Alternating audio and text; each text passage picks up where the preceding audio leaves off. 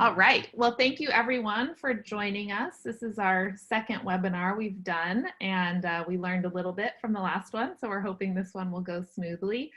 I'm going to keep everybody on mute just because with so many people, it creates a lot of noise. So I'll be pressing the mute all button. Thank you guys for joining us. My name's Summer Surface. I'm the Assistant Director of California Acceleration Project, and we are here today with Guillermo Colls, who is going to be sharing some tips and tricks for taking ESL classes online. So what we did was when you registered, we asked you what questions you had. We went ahead and looked through those questions, and Guillermo created a PowerPoint answering quite a few of those. He's also working on a document that answers some of the ones that he will not get to, so we'll be sharing that as well after the webinar. We are recording this, and it will be posted on the CAP website. It comes up pretty quickly. The thing that takes a little bit of time is getting the closed captioning on there. So if you'd like to look at it with closed captioning, it'll just take a couple of days for that to show up because that's something that happens on the Zoom end. So I'm going to hand it over to Guillermo, and thank you all so much. Okay. Oh, that's what I look like. Okay. All right, everybody. I am going to attempt to share my screen here. So I'm going to lead you through some slides here. So here we go.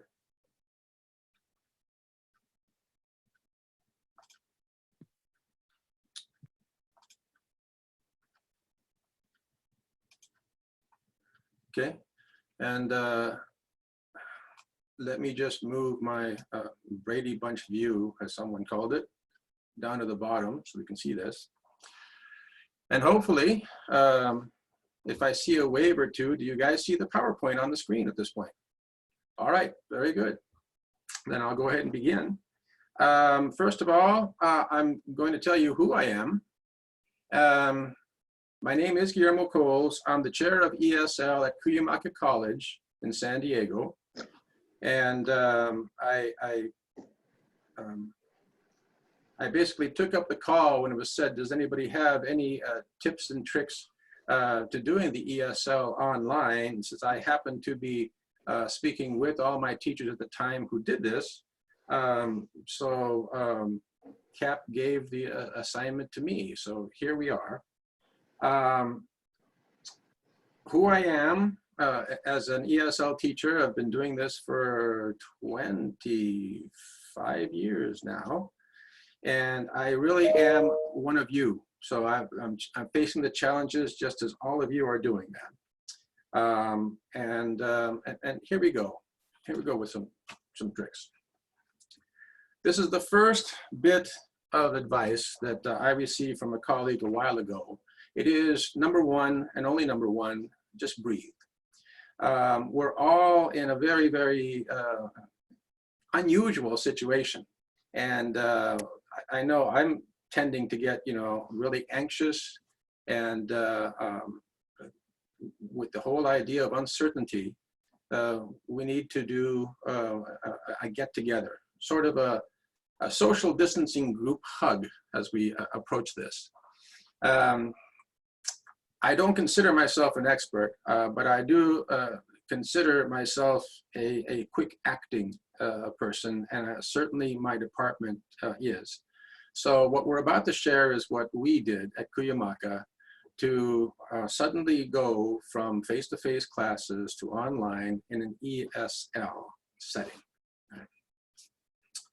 Oh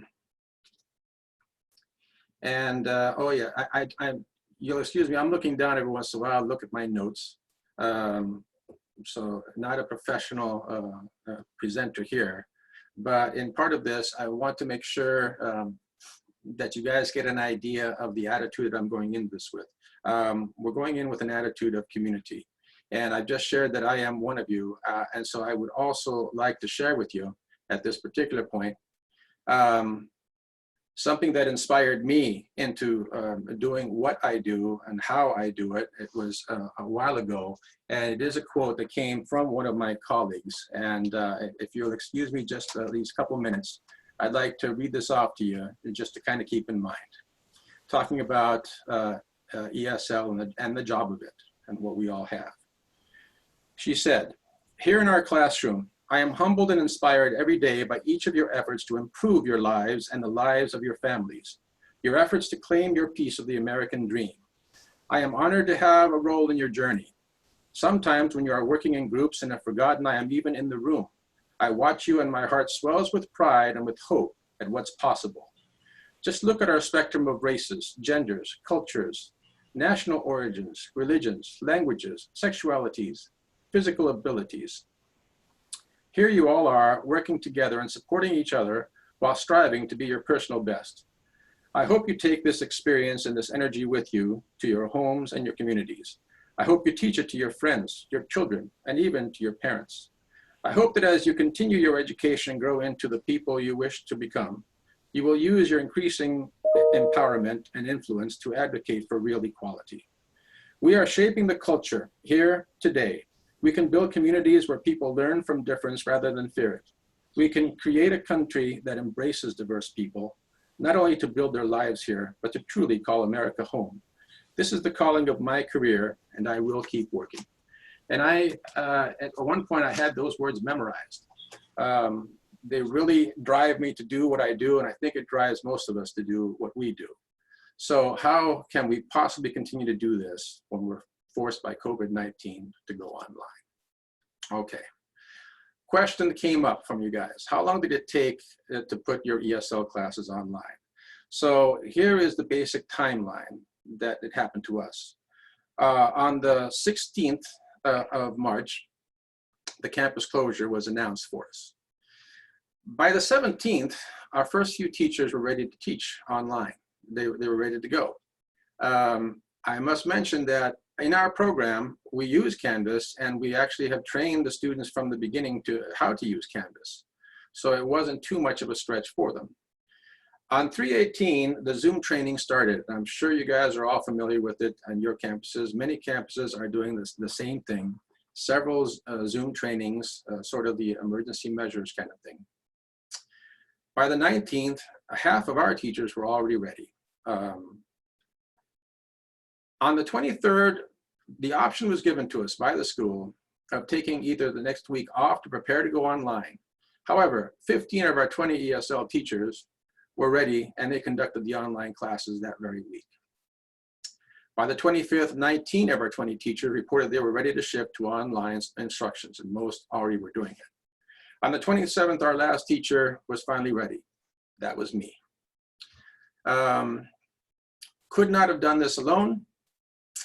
The college have basically helped along with suggestions, and we have a system that we do together here. Let me just go into this. We need to make sure that we keep it simple. Okay. I'm sorry. I'm gonna close up to this.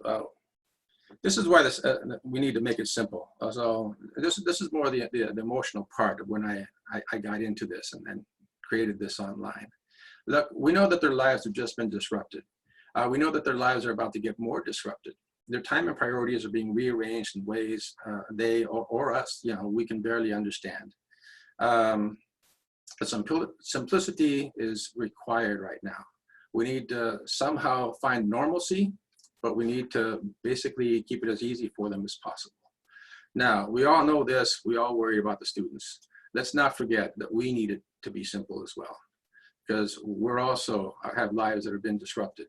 Our lives are about to get even more disrupted, and our priorities are being rearranged, and yet we are also wanting to keep on teaching as well. I have a brief story just to show you that both students and teachers are trying and willing at this point. My colleague, Manuel Mancillas, who's out there in cyberspace somewhere, reports to me, in order for him, he lives in a place where he doesn't have really good access to online. He drives over to a nearby 7-Eleven, parks in there, and uses the reception he has there to conduct his classes online when he has to do that. He noticed, and he told me that there was a car that had basically an entire family in it. It almost looked like they were living in the cars. But what he noticed is that several of the kids have laptops in that car. They were doing school as well. So they're doing just as much effort out there as we are to receive what we're about to try to give them. So let's keep that in mind. We're all working together at this point. Okay. Okay. I want to share with you some of the collaborations, and yet I will get to some nitty-gritty, lessons coming up. But the communication with my colleagues has been super important. And we all are making our own plans, but we're all sharing each of these plans. I want to explain to you what it says when it says email buddy list.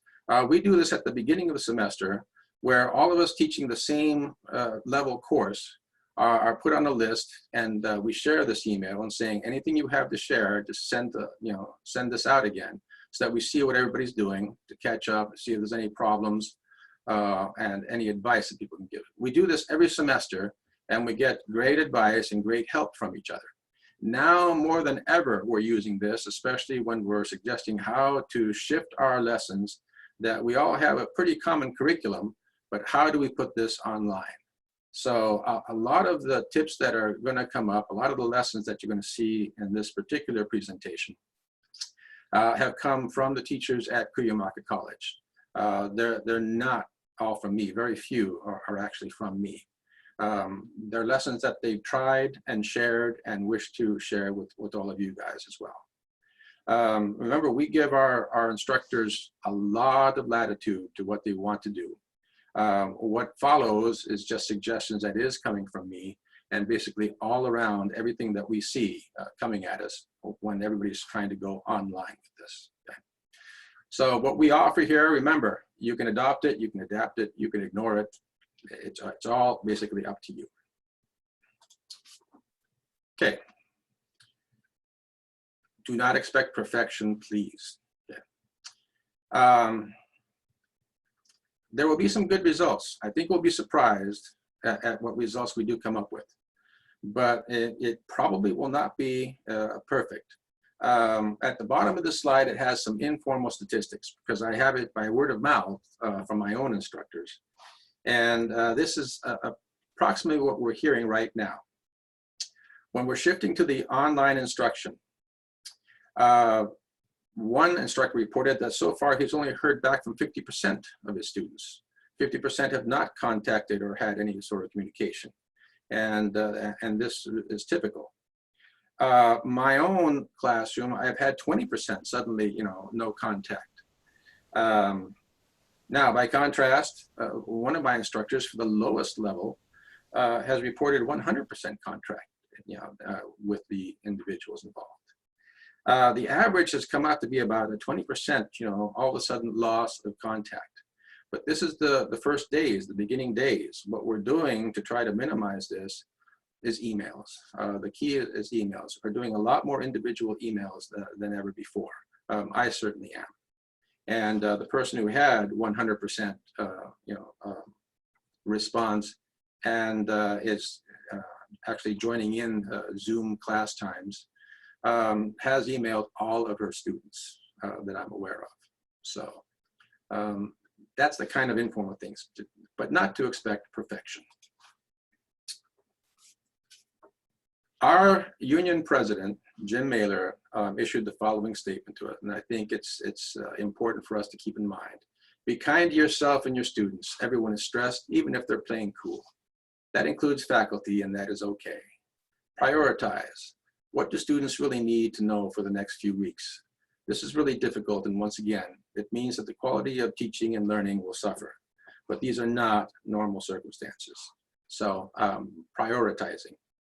I want to go ahead and take about 3 or 4 of your minutes here to tell you a personal story about how important this new prioritizing is.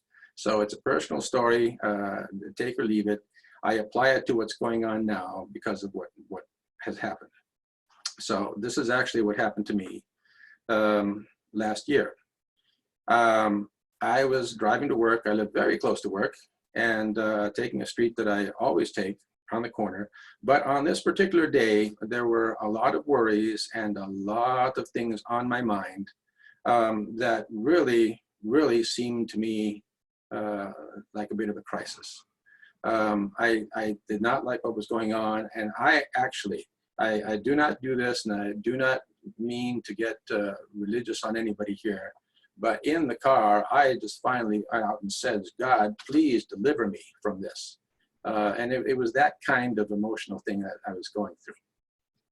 And I got to the corner to turn, and it's one of those, blind corners around where you can't see off to the right. And I'm looking to see, if there's a space in the car for me to go. Everything seems fine. I see a space, but I have to go fast. So I gunned the car right then to make my right turn. I gunned the car, and as I turn my head, I see right in front of me a little girl right in front of my car. And I hit that little girl. She bounced right off the hood of my car and disappeared from sight. And I will tell you, at that particular instance, my whole life just ended right there. I could see that everything was about to be different. Everything had changed. I could never look my own little girl in the eye again. I could never live with myself with what I had just done. That car was going really fast. Everything was basically over for me at that particular point. It was a time that I thought I would never, ever, ever get back from this. And the whole thing in my mind, I lived this horrible life that was ahead of me in about a split second. In the other split second, that little girl jumped up in front of the car, looking very unhurt and startled, stared at me, and then ran across with two good legs across the street while I just stared in astonishment at what had happened. She was all right, and I was shaking. So I did finally get to work, and in a voice that it was my own. It's the voice I used to talk to myself. I know it was my own, but it was not talking to me as if it was my own. I did hear the words, "You asked for deliverance, you got it, the real thing. Now, what was this petty problem that you were complaining about?" From that moment on, I got to tell you that every single day I live is a second chance for me. Every single day I live deliverance. And I think we are living in days of deliverance. And I think that we should just keep that in mind.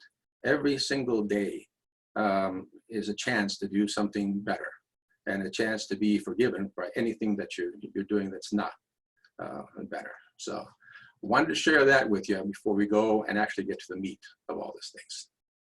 Okay? All right.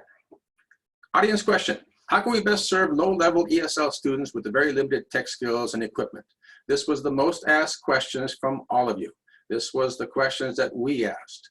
And basically, I had a few core rules going into the planning of it. You had questions about synchronous versus asynchronous Zoom. For me, the synchronous Zoom meetings, I have scheduled them, but they're optional and recorded, and I'll put them on so that students can actually refer to them. I'll even run meetings alone if need be, and that's so I can record them. So far, I have not had to. I've had people joining in those meetings, even though they're optional. I have limited the meetings. Our class times were 3 hours at a time. We are not going to do a 3-hour Zoom meeting when we do this. So an hour or less is what I decided I would do. All the assignments are asynchronous with extended due dates. The quizzes are low stakes. In other words, they're limited in points. And what I have done is for the quizzes, not the final test, the big test, but for all those quizzes, I put no limits on repeatability. These guys can take these quizzes as often as they like until they get the correct answers. I'm duplicating all Canvas announcements in multiple modes, and I am accepting smartphone photo submissions for the first time, but I'm going ahead and doing that. So I want to specify that I basically am, you've heard the saying, building the airplane as you fly it. We're doing that. And I feel encouraged that at least we have the wings and the engine ready to go. The wings is the spirit and heart that I see around me. With all my instructors, all of them actually, contributing what they have. And the students themselves, so willing to do this at this time. It's there. The engine, I'll get to later. I'm also following these, what I consider to be very solid principles. Everything I plan for, I consider these 5 things. And I got to say, this is not an advertisement. This is actually my methodology for doing things, and ends up my methodology for doing things online as well.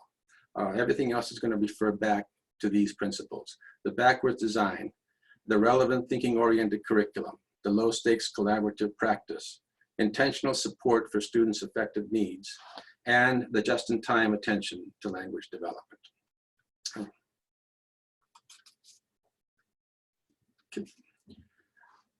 I began, when I planned these things, I decided that I would do it by a weekly plan. So the backwards design was for me from week to week. I identified what I wanted them to know by the end of the week. I planned accordingly. The way backwards design normally goes is that the results are first identified, then the acceptable evidence whether they've achieved that result is decided upon, and then you plan everything ahead of time. So this is how I did it for my class in the next slide. I don't want it to appear too confusing, but basically, by the end of the week, I asked myself, what task do I want them to be able to complete? Is it a particular quiz? Is it a particular paragraph, an essay? What is it that I want? Then, what content do they need to complete this task? What do I have to actually deliver to them somehow? Then how do I deliver those materials? Is it going to be a discussion? Is it going to be in Zoom? Is it going to be on an assignment or on an extra file that I put on Canvas? I decide ahead of time how that's going to be delivered to them. And then how will I give them feedback? Will it be in a discussion? Will I take the conference feature of Canvas and do it that way? Or is it the commentary, the comments section that is provided also in Canvas to do that? I do a lot of emails, and that's where a lot of the feedback also comes in. So this is how I did to plan the lessons a week at a time. I chose week by week rather than day by day to I think, give it more coherence. I did not choose month by month because I don't think any of us can figure out what's happening month by month at this point. So week by week is how I ended up doing that. Okay. The next tip has to do with praise and feedback at every single step. Your students need encouragement. We need encouragement, but your students definitely even more so. I must have said the word email more times than anything else in this presentation so far. And emails is something that I believe all our students are familiar with and that they do every day. So it's a form of communication that's a little more intimate to them, I think, than the other kinds of communications available to us in remote features. So email them all the time, post weekly, mention things weekly, follow up. The main message in all these communications for me has basically been the same. Good job, good try, good idea, you're doing okay, tomorrow you're going to do even better.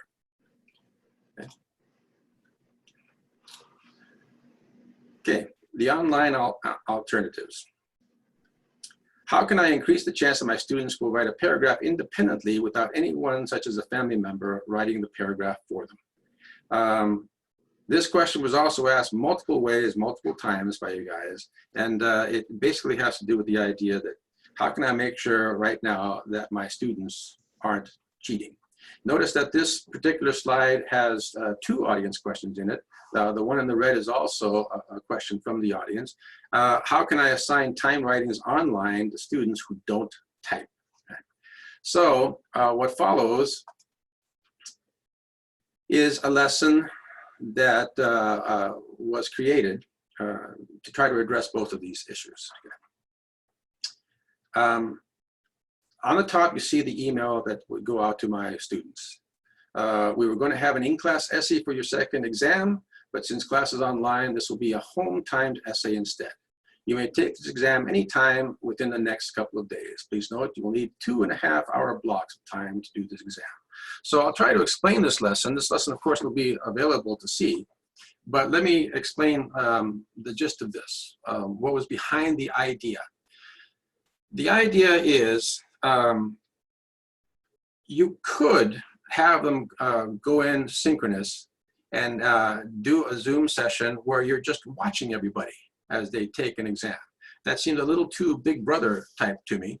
So I thought a modified form is an essay exam, which is very, very important to us to see what they're doing.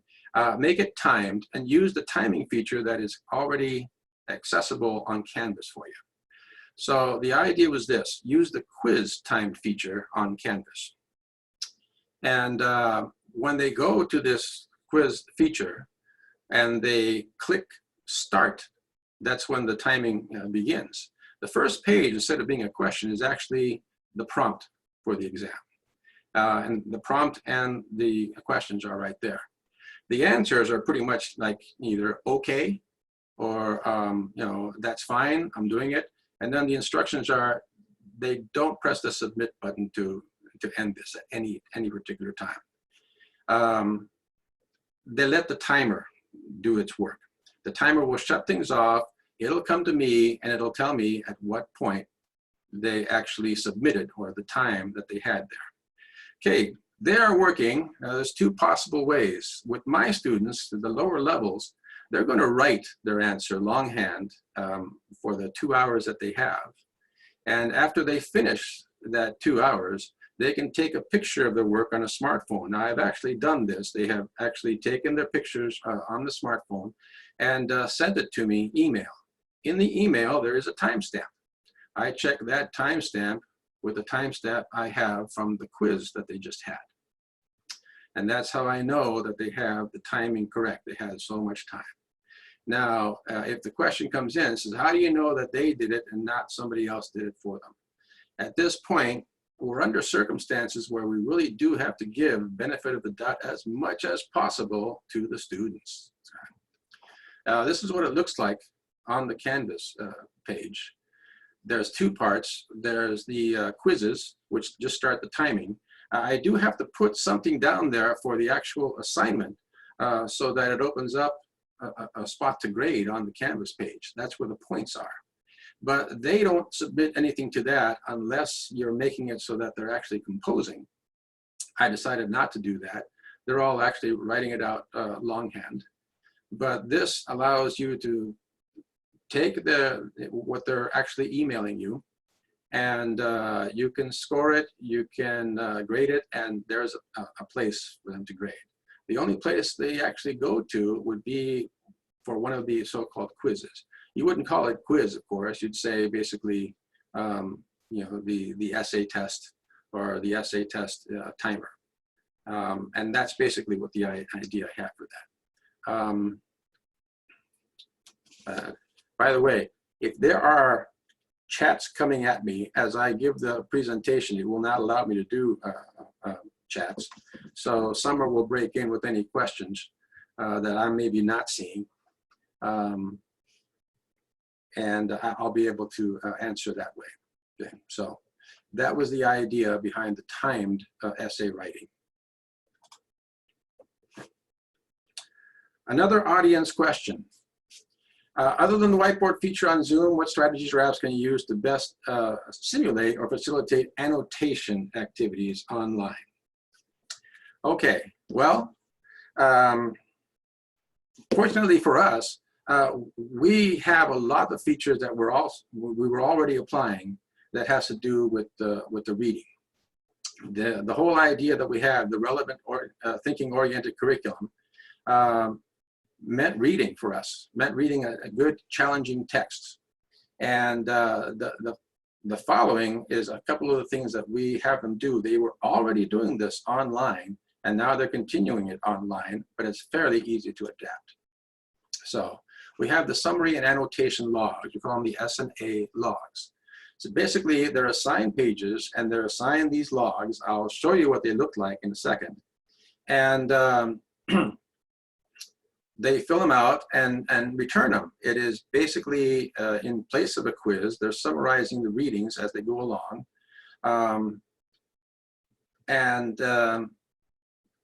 Then I basically would share some of these examples on a common page, for example, so they can see what is happening there. This is basically what it looks like, the summary and annotation log. The sharing of these would be more me posting what they do and what is available.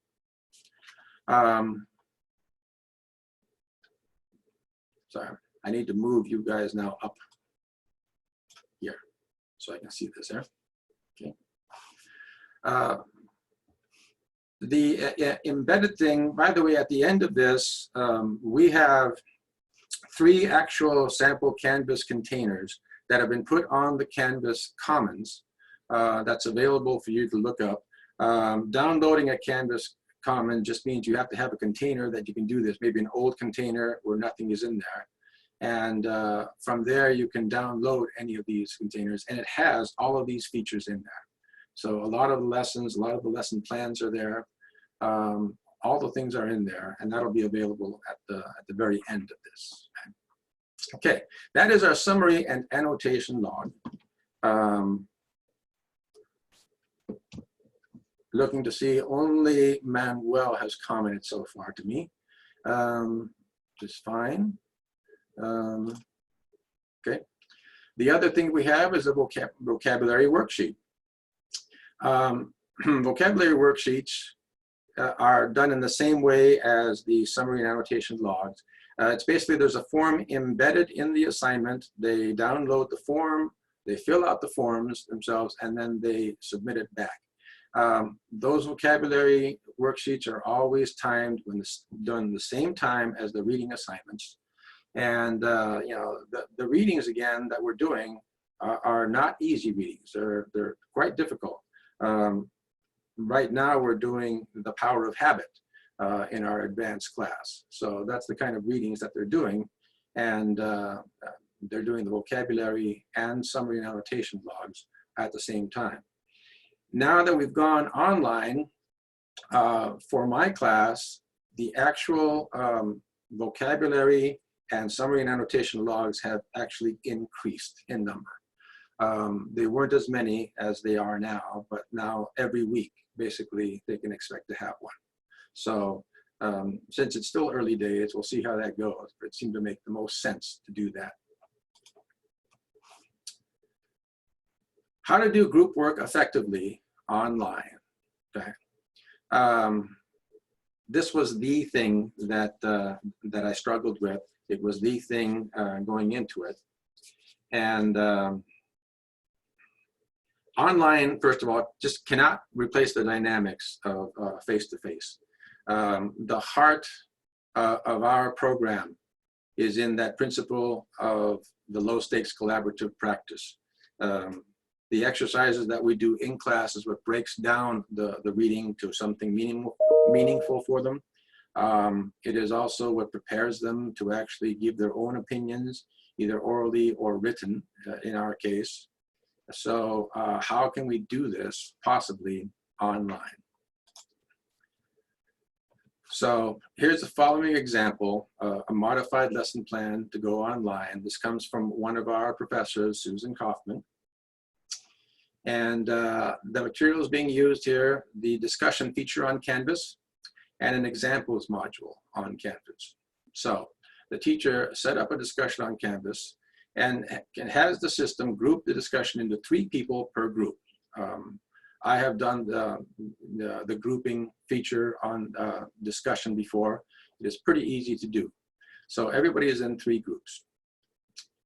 In the instructions, you post the following. You've been provided 2 partners for this exercise. For a comment, write down your whole introduction. So she was working on introductions at this point. Your partners will do the same. Look over each of your partners' introduction and comment on the following questions. Is there a good hook? Is there sufficient background explained? Does a thesis really prepare us for the essays? Okay. You may reply back to your group as many times as you like. Don't be surprised if I jump into the comments at any time.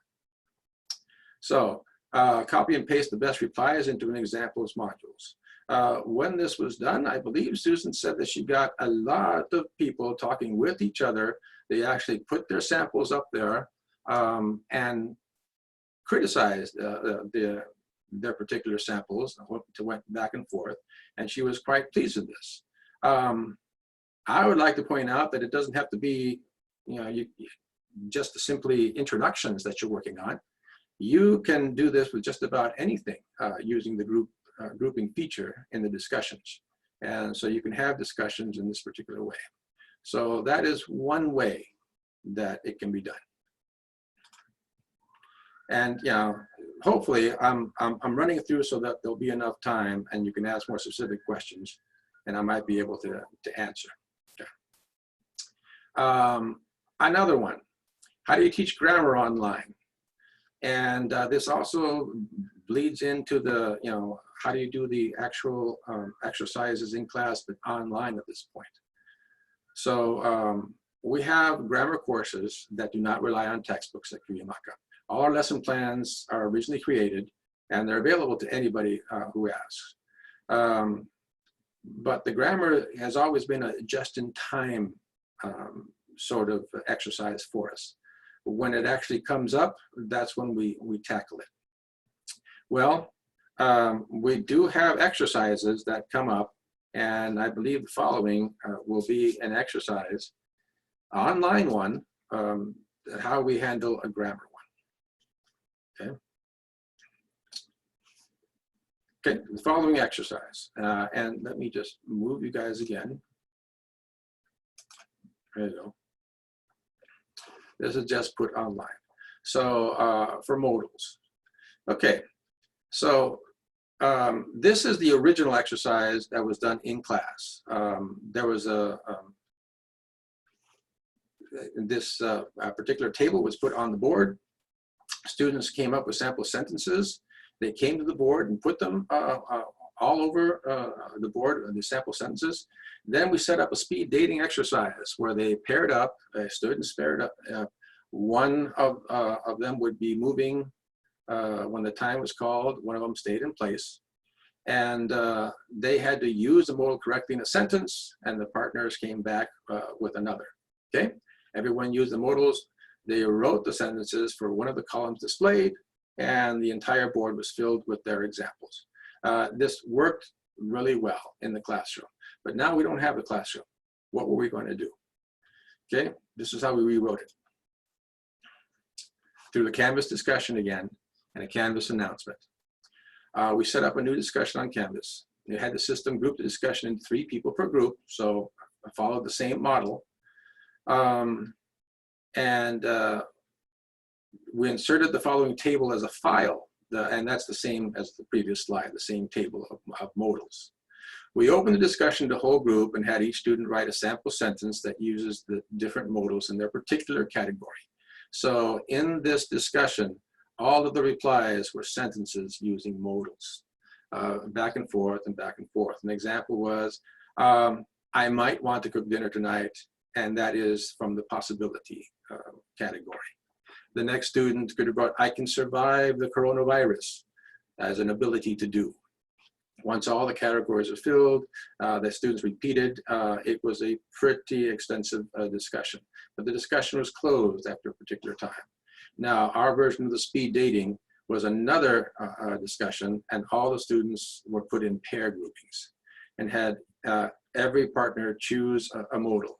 They had to use a modal correctly in a sentence, written to the discussion partner. The partnered their slides with another modal, and they were to keep this conversation back and forth up for 2-3 times. Okay? The instructor sees all of these things. You can see everything that is happening at this point. And you, of course, can break in at any time for any of these groups to give correction, to give comments, and to basically encourage there. So that was one way that we put a modal activity actually online. Okay. What should we do to connect with students who are not comfortable using computers and small screens regularly? Many students who are already struggling with returning to school tell me that now going to class feels unrealistic.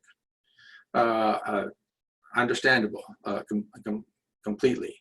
So it's part of our big jobs here, the intentional support for students' effective needs. Now more than ever, it's crucial that we show kindness and consideration and reach out as much as possible. It is an age of social distancing, but not a mental distancing, not an emotional distancing. What can we do about it?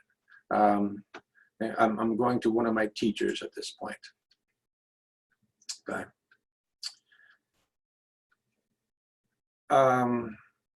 Actually, we'll come back to that later. I wasn't quite sure of the significance of that slide, but you know, contacting with students is very important.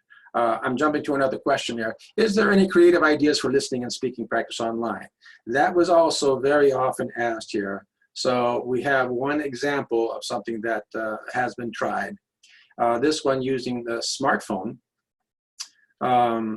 the Canvas assignment section, and of course the email. Very, very low tech, which is where we were aiming. Okay. The suggestion was, first of all, for the instructions, actually video yourself giving the instructions, because it's going to be oral.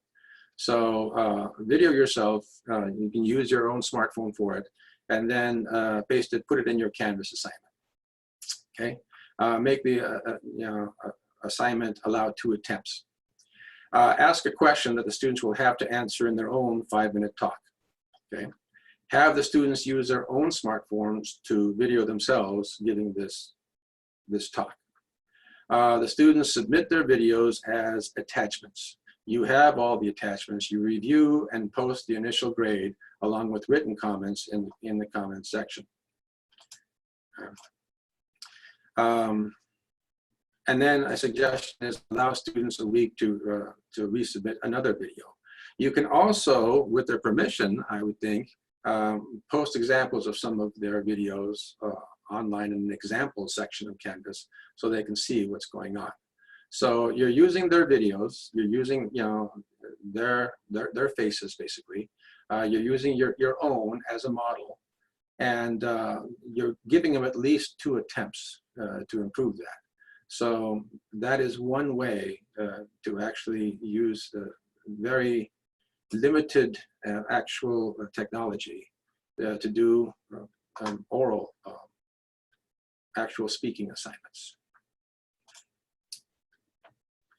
Okay, from Peggy Daly, one of our teachers, and this actually comes back to the whole idea of attitude. How do you keep the students engaged? How do you keep them coming back and encouraged? Okay, so this is what Peggy actually wrote in one of our buddy lists.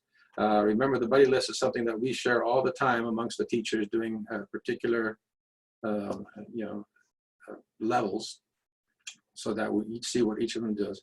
And this is what she wrote this. She is actually having really good luck with her synchronous classes in Zoom.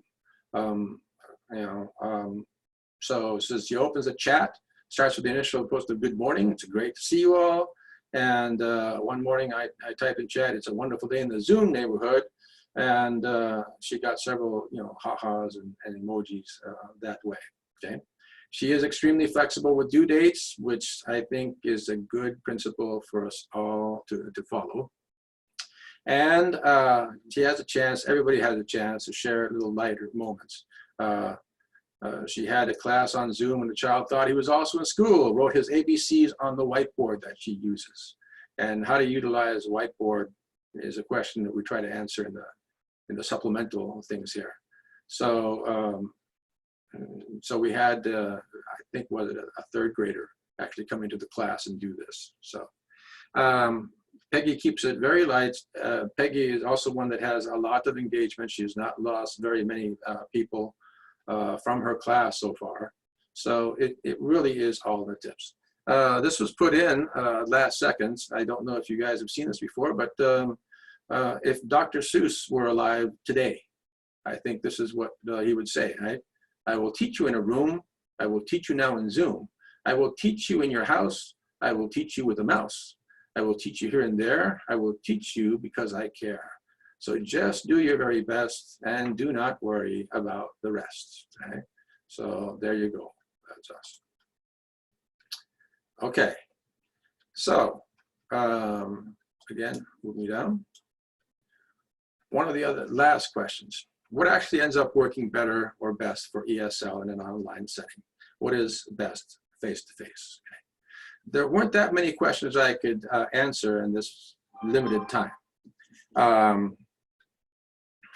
But for this particular one, I can tell you the experts are going to be you guys, and I do hope that you share. You know, my email is going to come up in the last slide. Please do share what is working and not working. This is something pretty new for all of us, and we're about to find out what is it that is going to work and not going to work. So, you know, keep your distance, but do absolutely keep in touch. So again, it took about 30 of your other questions, and actually I prepared short answers for them. And Summer will make that available. Summer and Melissa will make that available at some point coming up. So as most presenters doing something for the very, very first time, I have rushed through because of nervousness, all of these things. So I think Summer is about to come in and tell us what is going to happen now. Thank you very much, Guillermo. So we just opened up the chat. So if you have any questions for Guillermo, you can type those into the chat, and then we have a little less than 15 minutes left. So we can answer some questions. I want to make sure I have the chat on at this point. Okay, yes. All right.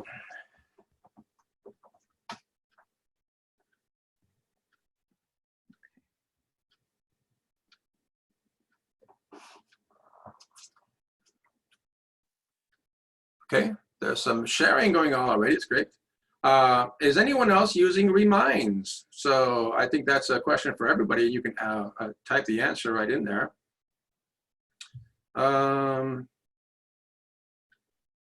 Oops. Let's see, we got okay, a lot. it's going so fast. Do you want me to look? Yes, you want me to look through them? Okay. This is going so fast. It's zooming up before I can actually focus. There's a question. Are you holding office hours? If so, how?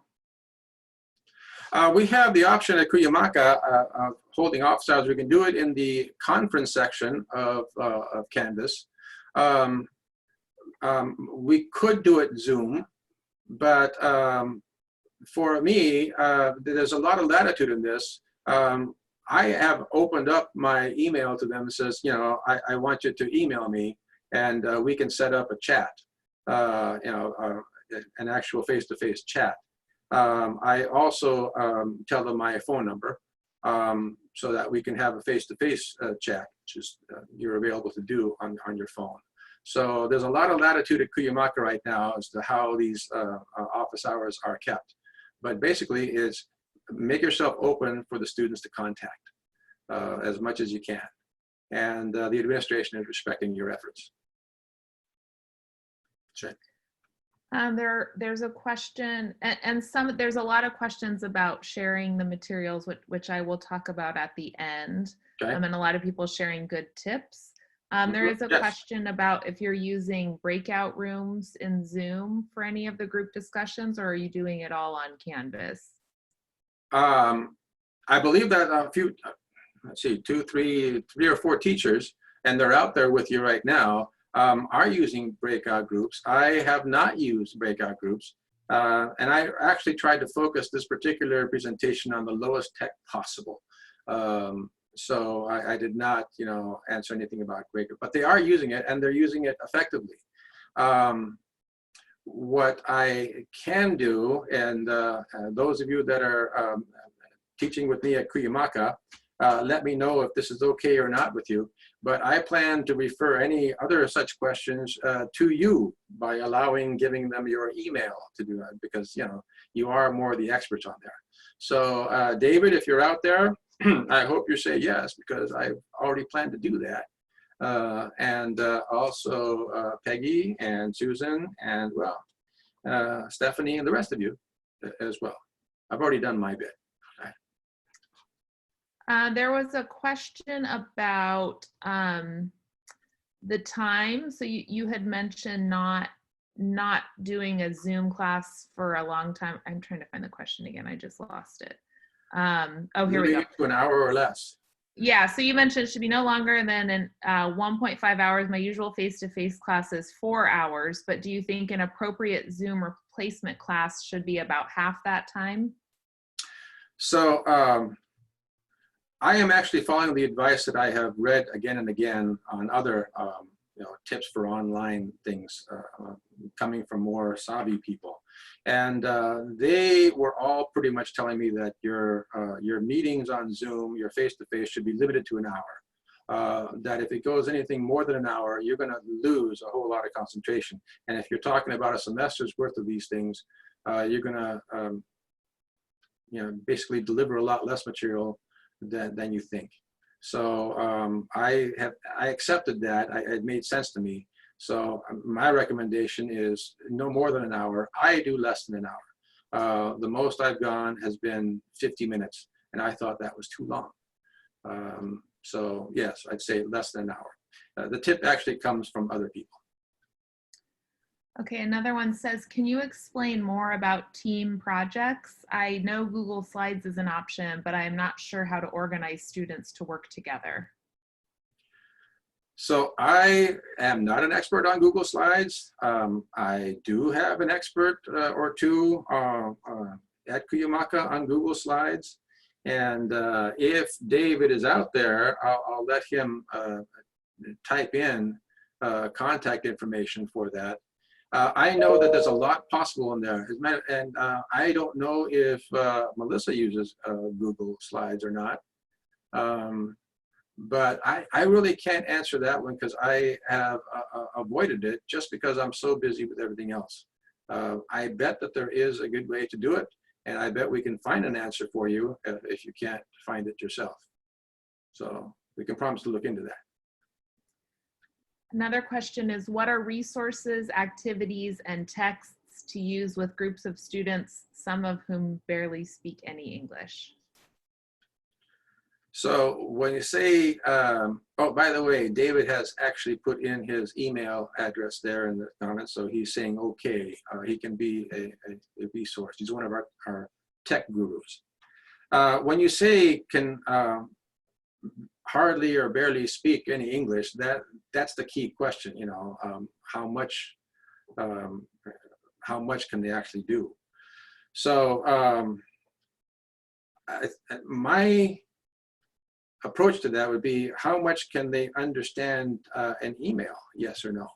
Because you're going to need to, as a matter of fact, Summer, could you mind reading that question again for the details? Oh, I lost it. I'm sorry. Let me see. I moved to the next one to be ready. What are resources, activities, and texts to use with groups of students, some of whom barely speak any English? Right. Well, our Canvas container for the lowest level, our lowest levels aren't not true beginners. They're what we call the false beginners. But the Canvas container is in Commons, and the information is available at the end of that presentation, and Summer will give it to you. It is filled with activities, and you saw the process about how we took an activity and actually changed it to an online kind of thing. So we've had pretty low level things before, so we can be a resource that way. CAP can be a resource that way. Melissa Reeve is the one basically in touch with all the other ESL people in CAP, and she can actually provide an email there as a resource. She's a co-host officially on this, so she is there. And she can put you in touch with a lot of other sources as well. Okay, next one is, how are you providing feedback on writing for students who take pictures and send their writing as an email attachment? Something I've actually done just lately and worked fairly well, and I was surprised. So I had the case where the students had actually submitted their essays to me, and that's when we closed down. So I had all the comments, basically on their papers, and there was really no way to get those to them until I suddenly figured out, well, I simply took my smartphone and took pictures of the pages, the 3 pages or 4 pages that they had, and then emailed them to each student with my comments on those pages. And then they would email me back comments back and forth. It occurred to me that the same thing could happen in one of the lessons, that they can also take a picture of what they're doing, their writing, and send it to me. I could actually print out that thing and make my comments right on the paper and picture and send it back. This, of course, is if there is no way to actually type responses to them on Canvas. If they're submitting it on Canvas, you can use the review feature of Word to actually put your comments right on a version of it and send it right back to them. So there's a couple things you can do that way.